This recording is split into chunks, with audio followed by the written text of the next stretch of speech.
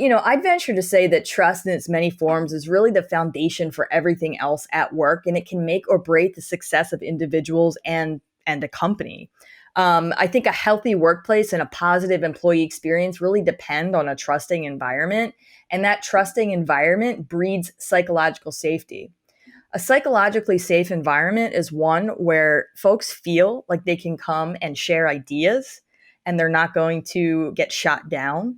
They feel like they can air complaints or grievances, perhaps, and they're not going to get fired.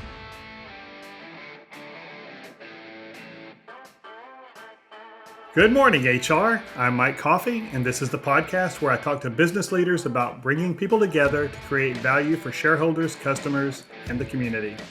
Please follow, rate, and review Good Morning HR on Apple Podcasts, Stitcher, Spotify, or wherever you get your podcast. You can also find us on Facebook or at goodmorninghr.com. Do employers have responsibilities to employees beyond the explicit terms and conditions of employment and whatever regulatory or statutory requirements there may be? And if there is some implicit or unstated agreement between employees and employers, how can leaders ensure that they uphold their side of the agreement, whose details may be not fully understood by all the parties? My guest today is Julie Develin. Julie's a senior partner at UKG's Human Capital Management Advisory, a regular blogger on topics regarding the intersection of people and technology in the workplace, and host, along with Chaz Fields, of the People Purpose podcast. Thanks for joining us today, Julie. Thank you so much for being here, Mike. I am super excited to be here and always love to support other podcasts as well. So good morning to you, and let's do this thing. Thanks. So last fall, in a blog on the Kronos website, you described the psychological contract as the exchange relationship between the organization and their people. So that's more than just the obvious transaction of the employee comes to work and the employer pays them? Oh yeah. It's way more than that. At its simplest form, the psychological contract is that exchange relationship when it comes to pay. All of us, we wouldn't be working if we didn't get a paycheck. That's a given. But really what we're talking about with the psychological contract is much deeper. We're talking about mutual expectations between employees and employers from many, many, many different angles. So it concerns a lot of fairness. It concerns a lot of balance. It concerns a lot of what promises are being made on both sides, and are those promises being upheld?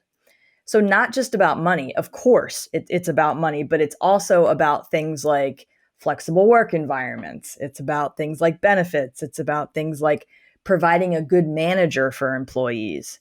So it goes much, much deeper than that. So, but are a lot of these terms in the psychological contract unstated? Or are they just things that employees or employers assume the other party knows? Yeah, these are unstated. So the thing about the psychological contract and what makes it so sort of challenging maybe for HR professionals and also for managers and anybody in the business of people is that it's unwritten. So it's not something you can look at. It's not something you can see and say, oh, these are the terms of the agreement that we've set out. Nope, it's dynamic. You can't see it. You have to constantly recognize that it's unstable and it's changing.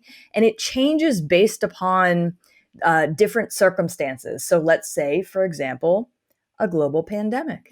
Before the pandemic, there were certain expectations that maybe employers had of their employees that maybe now those expectations are a little bit different, and vice versa. And really, it's unique to each person as well. So,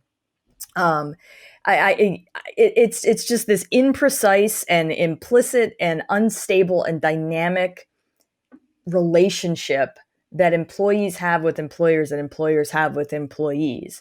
Now, it doesn't necessarily mean that that's a negative thing, right? I mean, it's a matter of making sure that we as employers and human resources professionals, that we are not over-promising things to folks, and making sure that we are being truthful with them and transparent with them, so that way they don't feel that lack of trust. Really, that's what it boils down to. So if I'm an employer and I'm trying to figure this out, Um, what are am I looking at like employee engagement scores, production numbers, things like that to see if we're getting what we need out of the organization and out of our workforce as an organization, and things like retention? I mean, what? How do I know if I'm living up to that contract or not? Yeah, well, this is where, analytics and data management and HCM systems and the kind of data that you collect becomes really, really important because we need to make sure that we're keeping a pulse on what's going on with our organization. A lot of times employers think that they know the expectations of their employees. But my question I would challenge to those who say, oh, yeah, I know what my employees want. I would challenge you and I would say, how do you know that? Do you know that because that's what you think? Do you know that because that's what someone told you? But look at the collective. If you look at the collective employee group, you know, to know each individual's expectations, it's very difficult to do because again that those expectations are dynamic and they change. But yes, looking at things like retention data, looking at retention by manager is very important as well. Doing things like exit interviews and looking at the reasons that folks may be leaving. You can also look at productivity. And let's say you have metrics that show that your workforce's productivity was really, really high for a certain period of time. And then you've seen that steady decline. You need to ask yourself, why is that decline happening? Is it happening because of circumstances that you as the employer have put into place? Is it societal circumstances? Is it time of year? I mean, there's lots and lots of different things that you can look at. But the fact of the matter is, it's important that employers actually do look at that information and have some sort of regular cadence with reporting. You mentioned exit interviews. I'm a big, and for a long time, I've been a big advocate of stay interviews, sitting the employees down and saying, why the hell do you still get up and come to work every morning? And I assume that would be a really good data source too, to find out what engages your best employees, what gets them there, and why they see meaning in what they do. Yeah, I'm a big fan of stay interviews as well. So my background in HR of 17 years as a VP, if there's one thing, well, there's several things. As you look back, you say, "Oh, I wish I would have done that different. I wish I would have done that better." Hindsight's of course 2020, but I wish I would have had more of a stay interview program or something that where I would say to managers, look, you need to do one of these for XYZ tenured employees, every certain amount of months, right? Because that information that you can gain from the folks who have been at your organization for a longer period of time is so incredibly valuable. I call feedback the currency of HR. I think that HR can use feedback that you get from employees in so many meaningful ways that we probably don't always take advantage of. And that's not to say that it's our fault. We're busy people, right? I mean, HR, it's you have to get through the day. That's what we're trying to do. And oftentimes it's hard to have that future focus, but having that future focus, I think, is something that we as a profession really need to look at, and we need to train our eyes towards the future more, understanding that the present is important. So, yeah, that's what I would say. It's a lot to think about. You mentioned how the pandemic has changed it some. Can you dive a little deeper into what you've seen in that psychological contract between employers and employees over the last 18 months and how that's morphed? Yeah, some of the goals that were set for folks prior to the pandemic, those goals may have changed. I'm talking about performance management goals. And, if you have employers who aren't taking a look at those things and recognizing that our world has changed, our world in every way, it really has. Things that people value, the people's time. I mean, there's so many different dynamics that have come into play. And the pandemic has really opened the eyes of a lot of people as to what is and is not important to them.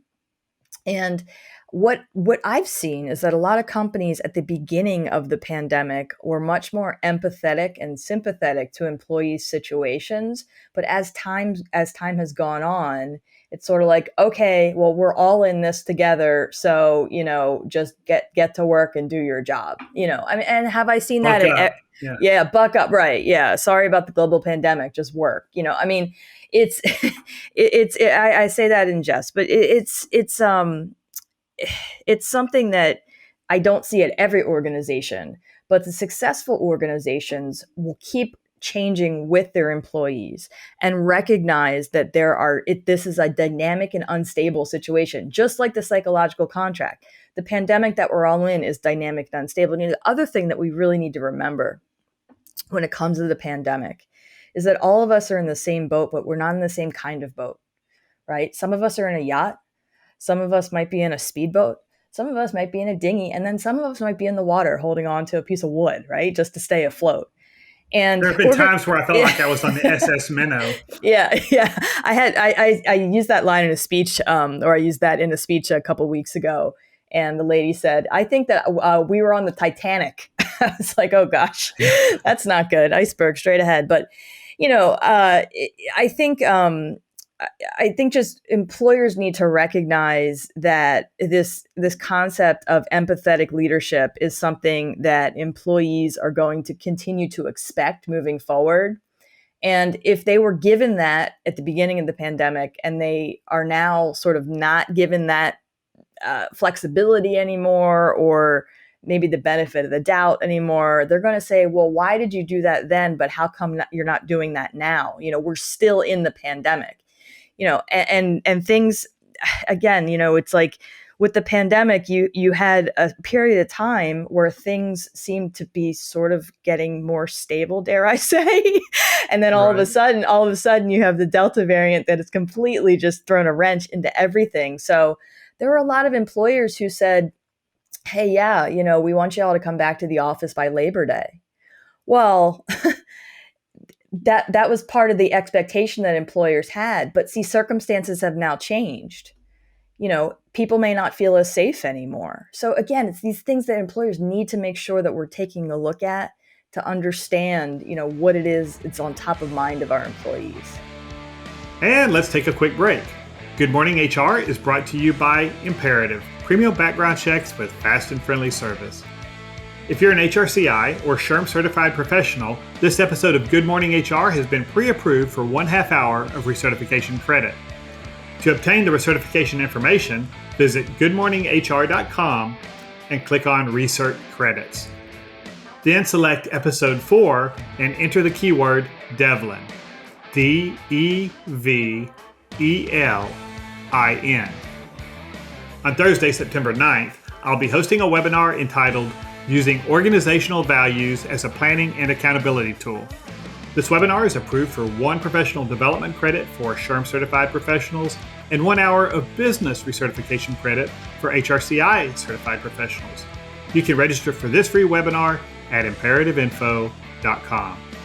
And if you're listening to this program after September 9th, you can still watch the recorded webinar on our website for credit. And now back to my conversation with Julie Develin. So you mentioned safety, feeling safe at work, and physically safe, and in a healthy environment, all the basic OSHA standard duty kind of things. And what about psychological safety? We hear a lot about that, and I think a lot of managers are, especially, I hate the term manager. Manager, when you're talking about people, I prefer leaders, but most of the people who are in management roles aren't leaders, so we're not there yet. But I think a lot of managers hear that term, psychological safety, and they either started thinking, okay, I've got to start catering to all the snowflakes, or they think that I don't have that background. I don't know how to give somebody, either they thrive or they don't, and I'll find somebody else who will thrive if they don't. So talk about psychological safety and maybe a way that managers can understand that. Okay. Note to self, don't use manager anymore on the podcast. Use leader. Okay. Well, if we're talking about leaders, if we're talking about, no, but what you just said actually makes a lot of sense, and not in a good way, right? Most managers are not leaders. Yeah, no, you're absolutely right. I think when we're talking about psychological safety, that is a definite part of the psychological contract. We need to make sure that as organizations, that everyone's on the same page and they're clear about what the definition of trust is at their organization. So trust may mean something different to everyone, to each organization. And it may mean something different to each man or each leader, sorry, or maybe not leader, depending. Um, but I'd venture to say that trust in its many forms is really the foundation for everything else at work, and it can make or break the success of individuals and a company. I think a healthy workplace and a positive employee experience really depend on a trusting environment, and that trusting environment breeds psychological safety. A psychologically safe environment is one where folks feel like they can come and share ideas and they're not going to get shot down. They feel like they can air complaints or grievances, perhaps, and they're not going to get fired, right? So, as organizations and as people leaders, we need to make sure that we're allowing folks that space to do that. And you know, I I hear so often from individuals who say, "Oh yeah, well this is what I thought, but I just didn't think that I could tell anybody." And my question is, well, why? Why couldn't you go and tell somebody? There's so many different layers to that when it comes to psychological safety. But another thing is the fact that there are a lot of people managers who don't verbally communicate anymore. They'll do all of their communication via electronics, via text messages. I remember when I was a practitioner, I used to have managers come to me and say, "Oh, so and so and I are having an argument." I said, "Oh, well, when's the last time you actually spoke?" "Oh, we haven't spoken. We've just been texting." And I'm just like, oh my gosh. Okay. So basically, what you're saying is that you're having a text argument. So, when it comes to text messages, I guess it goes without saying, you as the receiver of that message, you're going to take that information and it's going to be processed in your mind, however you process it. May not be as the other person intended it, So that causes a lot of problems. So again, psychologically safe environment also has to do with things like safety, physical safety for sure, making sure that you're following all local regulations, that if folks ask for tools to keep them safe, be that tech tools, be it physical tools, we need to make sure that we're listening to them and providing them what they need in order to feel safe. Otherwise, they're going to find a job somewhere else. Right. And it really goes beyond just the ADA kind of considerations. I mean, I think you're talking about, hey, I as a leader may think that's really not an accommodation. This is not something that is really going to help, this person, if they had a proper perspective about the risk of getting COVID at their age and their health thing and all that. I've had that conversation with a lot of our clients. They're like, some of these people are just nervous nillies and they're gonna worry about everything. And if I start, and I'm like, what's it really going to cost you not to do this? I mean, what's it going to cost you to do this? To have extra sanitizer or to space people or to let the occasional employee stagger their work time so that they're doing some hybrid thing. That's the bottom line is you need productivity out of these employees. And so what it takes to get that productivity in a way that is healthy for the organization and healthy for the employee, if that's what it takes, just why not just do it? But I think a lot of times we have managers whose perspective is, how do I maximize the lowest cost per employee, and the most efficiency I can get is having everybody put tab A and slot A the same way all day long. Right. And again, not everybody fits into those boxes that we wish that they would fit into, and especially now, considering that all of our circumstances have changed in so many different ways. So UKG is a technology company. So talk about how technology can help or maybe even hinder the effectiveness of how we execute the psychological contract. Yeah. Well, it sort of goes without saying that tech can help with the communication piece. It can help with connection. It can help with belonging.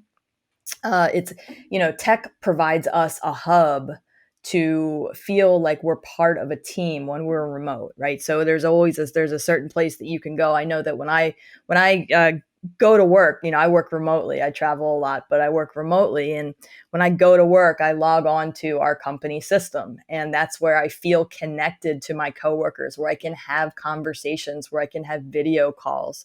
Tech, again, it also get what we were talking about earlier, gives us insight into the sentiments and into what's going on in our organizations. So many of us have dispersed workforces, in HR. And I was in a dispersed workforce. It's very difficult to understand the sentiments and the feelings of all of your employees. There's AI tools now that you can utilize, and they can look at keywords, and it can sort of spit out a report and say, okay, these are the keywords that we're seeing, in the tech system right now. I mean, there's so many different ways. I think that we need to get creative with our tech as well. In terms of utilizing it to foster that sense of camaraderie that we've lost. A lot of us feel like we've lost some of that. It goes beyond having that foosball table in the break room, right? Right. That's no longer how it is. Now it's, okay, do you have great video software so you can easily connect with people? Do you have a reliable platform that you can use? Or do you trust the data that's in your platform? I mean, so many different ways, but I just think that technology can help us to ensure that we have the tools that we need in order to do our jobs effectively, and it can help us to ensure that employees have the tools they need. Now, it's important also to make sure that we're keeping a pulse on whether or not those tools are still serving people in the way that we intend them to. I think that I think that having a check-in with employees every once in a while, perhaps surveying different departments, hey, how is your technology? Looking at technology usage, seeing what systems are being used, what systems are not being used. If we're asking folks to do a job for us, if they're spending time away from their family, if they're putting in the work for our organization, we want to make sure that we're taking care of them, and that's definitely part of the psychological contract. What about times where technology's been poorly used? I've seen, a lot of us went remote last March and Mm-hmm. stumbled around. You're still on mute with Zoom and all of those kinds of things for a while. But can we use, how can we use, what are the risks of using technology the wrong way? And what are some ways you've seen companies kind of stumble there? Well, some ways that you can use technology the wrong way, and what I've seen companies do, is where it's piecemealed. So here's what I mean by that. So you may have dozens of different departments, and each one of those departments, they have several different leaders or managers who manage people.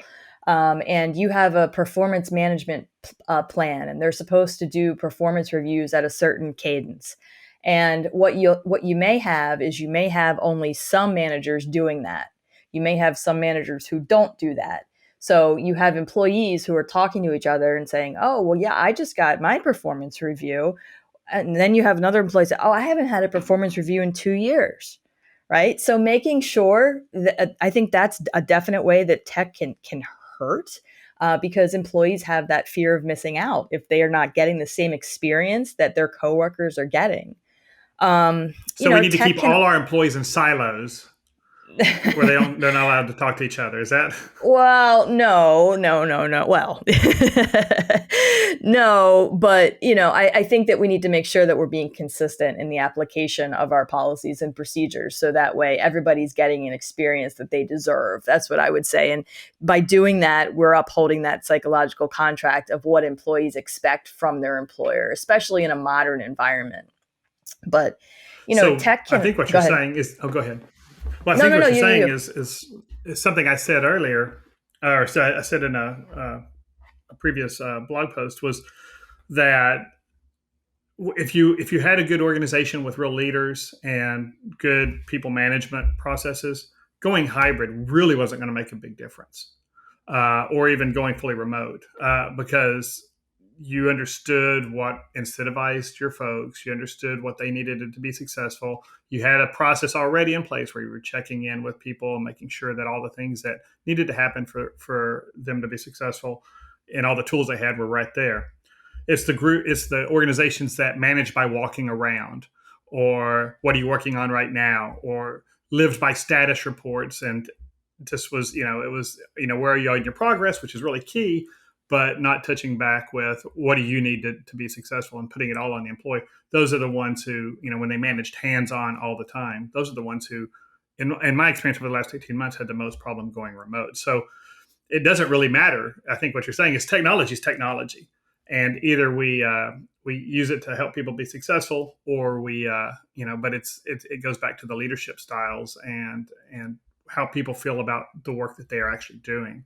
That really makes a difference. Yeah, this was a bad time for micromanagers. Yeah. Those folks who always were looking over someone's shoulder, or making, constantly wanting to know where people were. I've heard horror stories from folks that I've come in contact with where at the beginning of the pandemic, where this remote work was new, they would have managers who would ask them to be on camera the entire day. Oh wow. I'm thinking to myself, why? What do you want? You want to see me sitting here at my computer typing away? I mean, that's micromanagement to an extreme. And what it's saying, and it sort of goes back to what I was speaking of earlier, it's that trust factor. If we hire someone and we continue to employ them, we need to recognize that means that we're telling them that we trust them to do a job, right? So why are we not trusting them to do the job then? That becomes the question. There should be no need for micromanagement in this day and age, in my opinion. Now, UKG's got a variety of products for organizations of all sizes. For the small to medium sized organization that's maybe using what was UltiPro, I'm not even sure what you call that now, but I've got clients on it and they love it. The But who may not have that level of data and technology, what if they wanted to get into, say, okay, what can I, we're using a chat function for our daily interactions with one another because a lot of us are remote.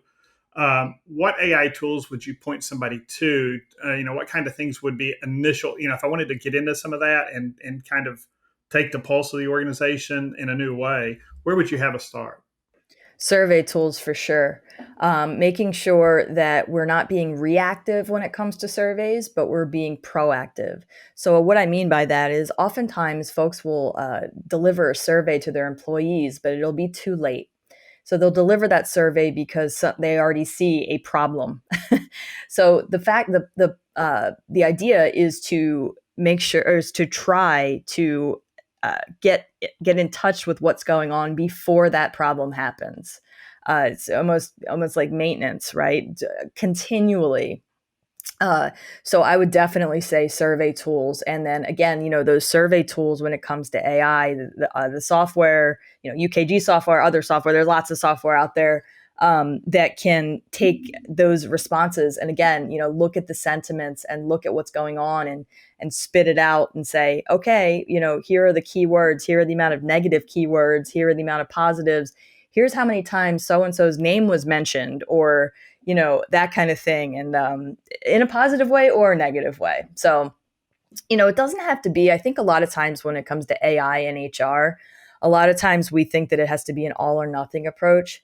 I think that we need to just take steps to make sure that that is the direction we're moving towards in the future, because it is the future. The future is now. So, with the AI tools, with the reporting tools, so many companies I come in contact with are still using manual processes. And I get it because I was once there. I get it. And a lot of times what we want to do in HR is stick with what makes us comfortable. But we need to recognize that while that may be comfortable for us, it's not moving the business forward.